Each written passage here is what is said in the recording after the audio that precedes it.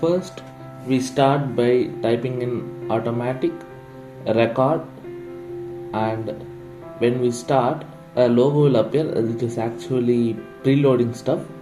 Once that is done, it will ask for a name, recording name, and it will open a browser. In this browser, you can type in any website, anything. Now I am looking Book My Show.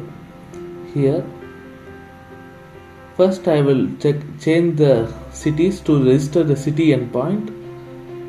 If you see means, I first turn to Jaipur, then to type in Chennai so that the whole autocomplete endpoint is captured.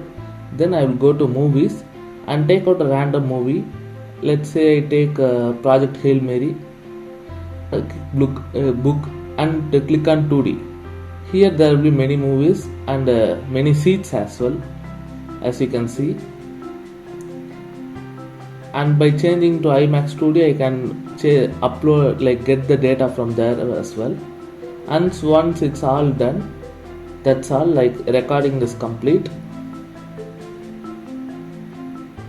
Now once everything is recorded, what our agent will do is, the agent will be creating 4-second clips, action clips, which will be focused around each action with 2 seconds before and 2 seconds after an action.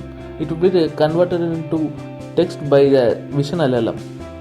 Once that is done, everything will be turned into a single folder. Here we have saved it as book movies tickets, and you can see there is a structured folder directories where every request is turned into a folder so that the LLMs can explore the directories with normal bash commands. Now agent is actual reverse engineering agent. Currently we are starting it. First we need to say about what we need, and I here choose location, again with autocomplete, time, mode of film, 2D or IMAX 2D. Then it's show times with theater name, our availability and cost. Finally, I also need the seat layout too. So currently what the agent will do is, will start exploring the playground I have created, file path playground. It will explore through all the files and understand the intent first. Once intent is clear, it will start on to take on the using task. So agent ran for 20 minutes, and now let's see the reverse engineering highlights of it. So if you see means, this one consists of the key which seat was encrypted with, and if you can see it's within a JSON file. And here is another one. With the key we decoded the seat string, and now we are getting all the movies.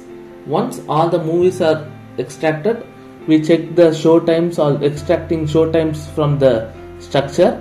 And once this is all done, we are going to testing mode where the actual server will be accessed. Here now we will see it is accessed. We are getting all the headers required for the request. Once that is done, we are looking for all the movies, and you can see movies has been successfully extracted with all the genres, languages and everything. Once that is done, we are now extracting the actual seat layout. It is encoded still, but we have to decode it. This is the final script. So now I am going to save it in a file called BMS so that we can access it, run it. But before that, there were some issues regarding the seat layout and availability, and we got the final now after fixing all the things. Now we can take it for a demo. As you can see, bms.py, once we run it, we get a name. I am searching for Jaipur so that I can get all the things. Then again I search for Chennai, and I choose it, and I get all the current running movies, and from there I can choose whatever movie I want. I will again choose Project Hail Mary and choose the date and the format and the show time, and it will extract me the seat layout itself.